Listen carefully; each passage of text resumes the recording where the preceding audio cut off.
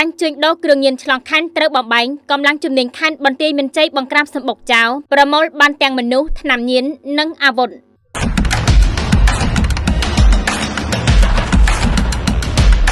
ខេត្តបន្ទាយមានជ័យឆ្លើយតបទៅនឹងបទបញ្ជាយ៉ាងម៉ឺងម៉ាត់និងមុតស្រួយពីលោកឧត្តមសេនីយ៍ត្រីសឿមសារិនស្នងការនៃស្នងការដ្ឋាននគរបាលខេត្តបន្ទាយមានជ័យក្នុងការលុបបំបាត់និងប្រយុទ្ធប្រឆាំងគ្រឿងញៀនឲ្យអស់ពីដែនសមត្ថកិច្ចកម្លាំងការិយាល័យជំនាញប្រឆាំងគ្រឿងញៀនបានបើកប្រតិបត្តិការបង្ក្រាបយ៉ាងក្តៅគគុំបំបែកបាននៅបណ្ដាញជួញដូរនិងចែកចាយគ្រឿងញៀនឆ្លងខេត្តដោយឃាត់ខ្លួនជនសង្ស័យប្រុសស្រីសរុបចំនួន7នាក់រួមទាំងវត្ថុតាំងជាច្រើនប្រភេទកាលពីថ្ងៃទី23ខែកក្កដាឆ្នាំ2026ប្រតិបត្តិការបបាយសំណុំរឿងដ៏ធំនេះត្រូវបានដឹកនាំនិងបញ្ជាផ្ទាល់ដោយលោកឧត្តមសេនីយ៍ត្រីថិនសិនដេនស្នងការរងទទួលផែនការងារប្រឆាំងគ្រឿងញៀនដោយបានសម្របសម្រួលនិងសហការយ៉ាងស៊ីសង្វាក់គ្នាជាមួយនឹងកម្លាំងអធិការដ្ឋាននគរបាលក្រុងប៉ោយប៉ែនដែលដឹកនាំដោយលោកវរៈសេនីយ៍តូព្រំពិសិនជាអធិការផ្អែកលើប្រភពព័ត៌មានសម្ងាត់ពីភ្នាក់ងារព័ត៌មានដែលបានតាមដានយ៉ាងយកចិត្តទុកដាក់កម្លាំងសមត្ថកិច្ចបានចុះរដ្ឋបាលនិងបង្ក្រាបផ្ទាល់នៅចំណុចបន្ទប់ជួលមួយកន្លែងស្ថិតនៅក្នុងភូមិប៉ាឡេឡៃ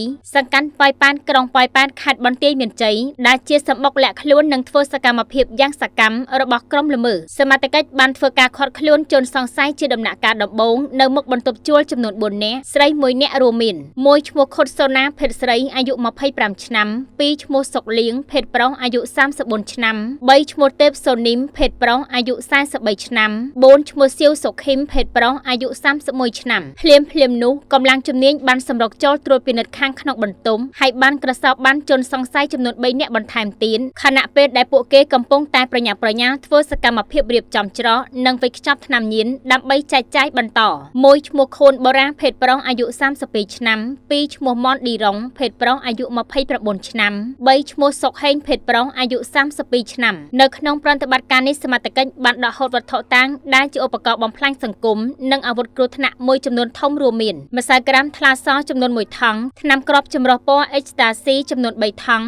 ពណ៌បៃតង2ថង់ពណ៌ក្រហម1ថង់ម្សៅម៉ត់ចំនួន7ថង់ពណ៌ស2ថង់ពណ៌លឿង5ថង់ថ្នាំកញ្ចប់ចម្រុះពណ៌ថ្នាំសបាយ Happy Water ចំនួន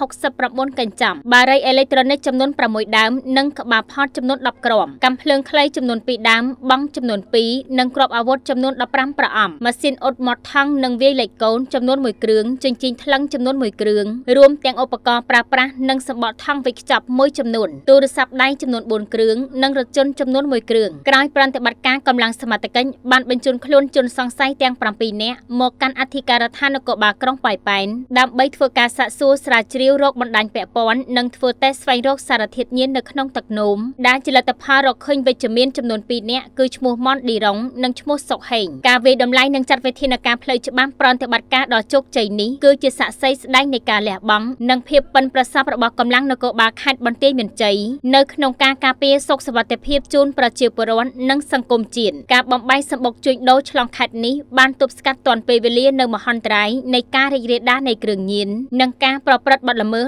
ដោយប្រើប្រាស់អាវុធខុសច្បាប់ក្រុមជនល្មើសទាំងនេះបានប្រើប្រាស់គ្រប់ល្បិចកលនិងឧបករណ៍បច្ចេកវិទ្យាកែច្នៃក្នុងបំណងបំពុលសង្គមនិងបំផ្លាញអនាគតយុវជនដើម្បីតែផលប្រយោជន៍ផ្ទាល់ខ្លួនប៉ុន្តែទោះជាពួកគេប្រព្រឹត្តសកម្មភាពលួចលាក់ឬមានអាវុធនៅក្នុងដៃយ៉ាងណាក៏ដោយក៏មិនអាចគេចផុតពីភ្នែកម្នាស់និងសំណាញ់ច្បាប់របស់សមត្ថកិច្ចបានឡើយបច្ចុប្បន្នជនសង្ស័យទាំង7នាក់រួមនឹងវត្ថុតាំងត្រូវបានកម្លាំងការិយាល័យជំនាញរៀបចំសំណុំរឿងតាមនីតិវិធីដើម្បីបញ្ជូនទៅកាន់សាលាដំបងខេត្តបន្ទាយមានជ័យផ្តន្ទាទោសទៅតាមផ្លូវច្បាប់ជាធរមានដោយគ្មានការលើកលែងឡើយ